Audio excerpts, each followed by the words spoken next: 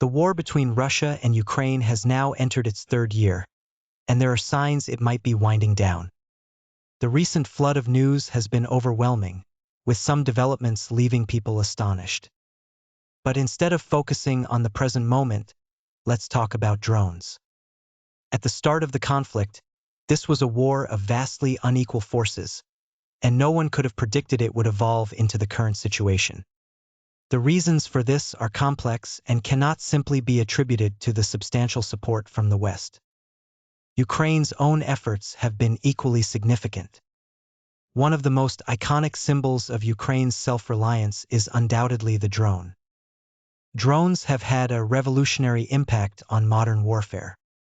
They have not only transformed the way wars are fought but have also redefined the rules of engagement. These new rules have altered the traditional balance of power in warfare, enabling smaller nations and even non-state actors to pose a threat to larger powers, thereby reshaping the dynamics of military strength. In 2024 alone, according to President Zelensky, Ukraine produced up to 1.5 million drones across various models, the majority of which were FPVs or small kamikaze drones. Remarkably, as late as the end of 2022, Ukraine's drone production was minimal, relying mostly on fully assembled imports. In other words, the dramatic surge in Ukraine's drone production occurred within the brief span of 2023 to 2024. So how did Ukraine, a country in a state of war with limited resources, achieve this? The first key figure in this transformation is Mykhailo Fedorov. Born in 1991 in Zaporizhia Oblast, Fedorov is just 34 years old. A graduate of Zaporizhia National University, he entered politics in 2014 but failed in his bid to become a member of parliament. Afterward, he turned to entrepreneurship, founding a digital services company that specialized in managing online traffic for celebrities, such as boosting their social media visibility and managing comments. One of his clients was the entertainment company Kvartal 95 Studio, owned by Volodymyr Zelensky. Impressed by Fedorov's skills, Zelensky invited him to serve as the digital marketing director for his presidential campaign, entrusting him with all online promotional activities. After Zelensky became president, Fedorov first served as a presidential advisor and was later appointed Minister of Digital Transformation. When the Russia-Ukraine war broke out, many of Ukraine's most notable propaganda campaigns were masterminded by Fedorov. One such example was the so-called Ghost of Kiev, a fictitious narrative about a pilot who allegedly shot down 6 Russian jets in a single day. Although the story was fabricated, it helped stabilize public morale during the chaotic early days of the war. In early 2023, the Ministry of Defense sought to ramp up drone production, but its efforts alone were insufficient. As the Minister of Digital Transformation, Fedorov proposed a solution. He launched the Diia City initiative. Diia is an app designed for e-government services, allowing Ukrainians to handle most administrative tasks online without visiting physical offices. However, the Diia City initiative went far beyond app development. One key aspect was a tax incentive program for drone manufacturers. Corporate income tax was set at 9%, while personal income tax for employees was reduced to 5%. This policy was highly attractive. After the war began in 2022, Ukraine significantly increased tax rates across most sectors to fund its military efforts. Corporate income tax was raised to at least 20%, personal income tax to no less than 15%, and in some industries even higher. Banks and other key sectors were required to pay an additional 50% profit tax on top of corporate income tax. Industries such as natural gas, coal, and steel faced a wartime special contribution fee, nicknamed the Patriot Tax, which ranged from 5 to 10% of revenue, not profit, but total revenue. In contrast, drone companies were exempt from the profit tax and the Patriot Tax, and their 9% corporate income tax rate and 5% personal income tax rate were significantly lower than those of other industries. This made entering the drone sector an extremely appealing proposition, greatly boosting participation in the industry. In Ukraine, the tax incentives provided under the Diia City initiative have made the drone industry particularly attractive. while other industries are subject to a combination of income tax, profit tax, and the so-called patriotic tax. Drone companies only pay income tax at a significantly reduced rate of 9 for corporate income and 5 for personal income. These favorable conditions have greatly boosted participation in the drone sector. Beyond the tax breaks, the Diia City program also granted a unique advantage exemption from military conscription for employees in the drone industry. This exemption proved to be a major draw, especially after Ukraine's mass mobilization efforts, which saw a large number of citizens volunteering for military service and contributing to the unexpectedly high combat effectiveness of the Ukrainian forces. However, public sentiment toward conscription within Ukraine remained deeply divided. While many were eager to resist Russian aggression, others sought to avoid enlistment for various reasons, leading to over 7 million people fleeing abroad. For those who stayed behind but wanted to avoid being drafted, options were limited. Some relied on personal connections to secure exemptions, others resorted to bribing recruitment officers or doctors to obtain fake certificates of unfitness for service, and a few even considered self-harm, though most were too fearful to follow through. Against this backdrop, the conscription exemption offered to drone industry workers became a highly desirable alternative, driving a significant influx of people into the sector and further accelerating its growth. In addition to these measures, Mykhailo Fedorov introduced the People's Drone Initiative, encouraging ordinary citizens to assemble drones at home and sell them to the Ministry of Defense. In a time of war, finding ways to make a living was challenging, and selling drones to the military presented a viable income opportunity. Many Ukrainians began assembling drones in their kitchens, living rooms, or basements, often using makeshift setups. To support this effort, the Ministry of Digital Transformation created a website offering detailed tutorials. These guides not only explained how to assemble drones but also provided instructions on importing parts, navigating customs, and other logistical details. For instance, the site advised buyers sourcing components from China to purchase in small batches to avoid attracting attention from customs authorities. Before 2023, the number of drone companies in Ukraine was negligible. However, under the three-pronged strategy of the Ministry of Digital Transformation, the industry experienced explosive growth. By mid-2024, Ukraine boasted over 200 drone manufacturing companies and more than 500 businesses involved in the broader supply chain, establishing a burgeoning domestic ecosystem for drone production. Still, this progress was insufficient to address a critical issue: funding. This is where the second key figure, Oleksandr Kamyshin, came into play.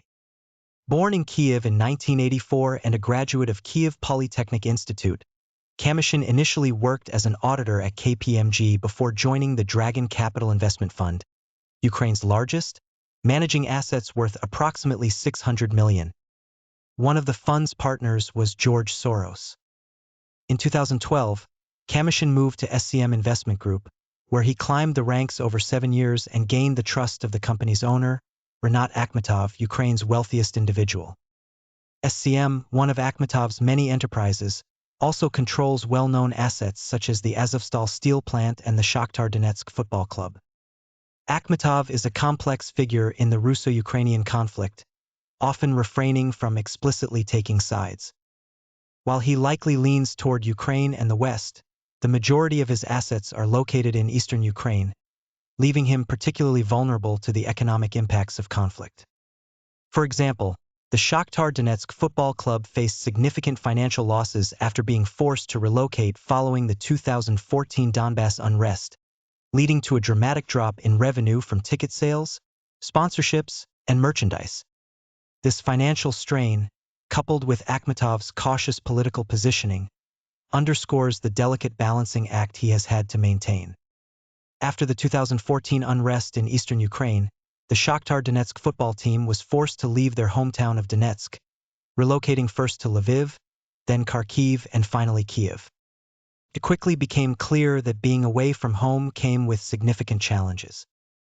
In these new cities, the team struggled to build a local fan base, and their average match attendance plummeted from 25,030 0.000 per game to fewer than 5,000.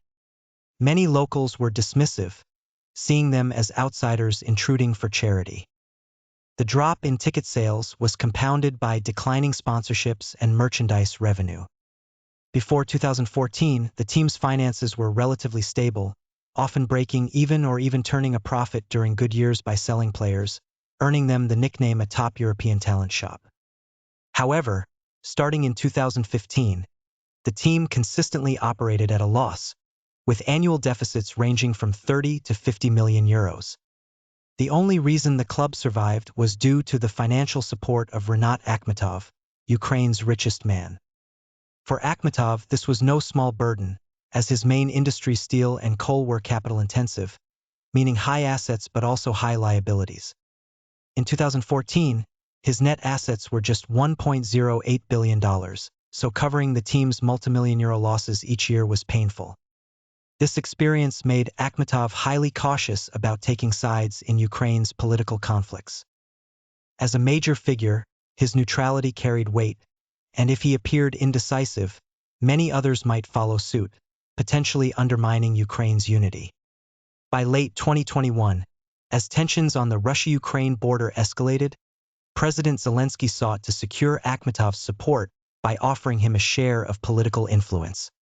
This included granting Akhmetov control over key government positions, such as the chairmanship of Ukraine's National Railway Company. This role was highly lucrative, as the railway system required significant amounts of steel and coal industries that aligned perfectly with Akhmetov's business interests. After careful consideration, Akhmetov recommended Oleksandr Kamyshin for the position, a decision that proved to be a smart one. During the first year of the war, Ukraine's railway system performed exceptionally well, maintaining punctuality while transporting massive volumes of supplies to the front lines and evacuating civilians and the injured to safer areas. Kamyshin's management earned widespread praise, and calls for his promotion grew louder. In March 2023, Zelensky appointed Kamyshin as Minister of Strategic Industries. Once in office, Kamyshin prioritized the development of Ukraine's drone industry.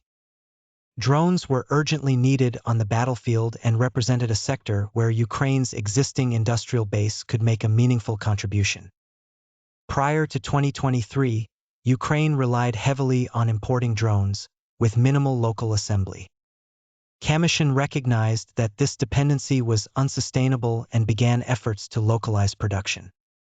Leveraging his financial expertise and extensive network, Kamyshin spearheaded efforts to attract investment for the drone sector. To secure funding, he identified a key advantage: cost. Drone production in Western countries was prohibitively expensive, with even small drones costing tens of thousands of dollars, making them far less cost-effective. In contrast, Ukraine benefited from low labor costs and had already imported significant quantities of components due to the war, creating a foundation for scaled production. Scale, after all, is essential for reducing costs. By early 2023, the production cost of a small drone in Ukraine was approximately $1,000. While this figure was still higher than in China, it was significantly lower than in Western countries, making the industry attractive to investors. Kamyshin personally led delegations to Western nations, securing substantial investments. For example, Swarm Drone Company, which focuses on swarm drone technology, raised $2.7 million, with lead investment from RG and additional backing from US-based Radius Capital and Green Flag Fund. Another example is Karadag, a company specializing in drone detection systems, which received funding from Justin Zeff, though the amount was not disclosed. Zeff, a former CIA operative with deep expertise in intelligence, founded Nisos in 2015, a company offering customized intelligence services. These efforts showcased Kamyshin's ability to attract both private and institutional funding, solidifying his role as a key figure in Ukraine's industrial strategy. In essence, customized intelligence services often boil down to surveillance. For instance, in 2022, Nisos signed a multimillion-dollar contract with Tesla to monitor internal activities and identify employees who were dissatisfied with Elon Musk. Similarly, Google's co-founder Eric Schmidt following lobbying efforts by Kamyshin, established a Defending Democracy Fund aimed at investing in Ukrainian defense-related startups, including drone companies. This fund has since supported 14 such enterprises. These private investments from Western sources have played a significant role in bolstering Ukraine's drone industry. Beyond private investments, Kamyshin also secured substantial public funding, with the Ukrainian government allocating $1 billion annually and the Biden administration contributing $1.5 billion per year specifically for drone production. This is no small feat. Securing such large sums requires significant skill and a strong network, and Kamyshin's background undoubtedly played a key role in this achievement. Building on this financial foundation, the Ministry of Strategic Industries, in collaboration with the Ministry of Defense and the Ministry of Digital Transformation, launched a platform called Brave-1. If someone has expertise in drone assembly or innovative ideas but lacks the initial funding, they can submit their proposal to the Brave-1 platform. If deemed viable, they are contacted by officials and provided with seed funding, typically between $15,000 and $20,000. While this amount may seem modest, it is sufficient to set up a small workshop. This initiative complements the previously mentioned People's Drones program. Entrepreneurs who secure funding through Brave-1 can import components, assemble drones, and sell them to the Ministry of Defense, which then deploys them to the front lines. Many drones used by Ukrainian forces are produced this way. The advantage of this dual strategy is the rapid increase in drone numbers, though the downside is inconsistent quality, as small workshops cannot guarantee uniform standards. Nonetheless, for the Ukrainian military, having drones even with varying quality is better than having none at all. In addition to securing funding, Kamyshin successfully implemented a critical reform to increase profit margins for defense products. During the Soviet era, defense product profits were capped at 3, a policy Ukraine continued after independence. While this policy was intended to discourage profiteering from arms sales, it inadvertently stifled production enthusiasm and contributed to the decline of Ukraine's defense industry. Recognizing this, Kamyshin engaged in extensive negotiations with the Ministry of Defense, eventually securing an agreement to raise profit margins to 20, with key products like drones allowed up to 25. This significantly boosted industry participation. With incentives such as funding, draft exemptions, and tax benefits, Ukraine's drone industry experienced rapid growth. By 2024, production reached 1.5 million units, placing Ukraine among the top global producers, potentially second or third. Although the success of this industry cannot be solely attributed to Kamyshin and Fedorov, they undoubtedly served as its driving forces. However, this success comes with significant challenges. First, Ukraine's heavy reliance on Western financial aid poses a major risk. For instance, the potential return of Trump to power in the US could jeopardize this funding. Second, Ukraine's drone industry remains focused on military applications and has not significantly penetrated civilian markets. This lack of diversification could lead to a sharp decline in demand once the war subsides. Finally, Ukraine does not yet possess the capability to produce key drone components, such as cameras, batteries, and signal sensors, domestically. With a localization rate of only 6,070, the industry remains heavily dependent on imports, and achieving full self-reliance would require resources beyond Ukraine's current capacity. Despite these challenges, Ukraine's determination and achievements cannot be overlooked. Many nations and organizations receive significant foreign aid, but effective utilization of such support is a different matter entirely. For instance, the Afghan national government, despite receiving substantial U.S. funding, failed to establish a capable military, with its so-called 300,000-strong army collapsing in the face of the Taliban. Thus, having resources is one thing, leveraging them effectively is another. The current realities on the battlefield underscore this truth. While Ukraine's relentless efforts have brought remarkable advancements in drone production, the country remains at a strategic disadvantage.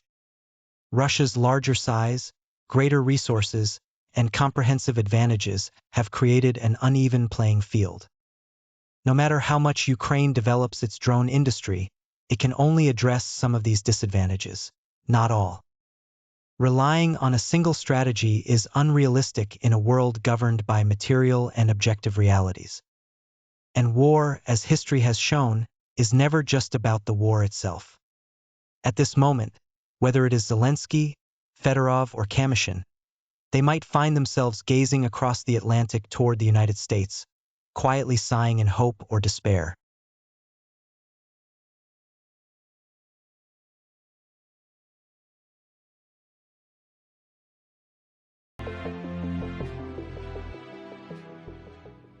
If you enjoyed this video, please subscribe to our channel.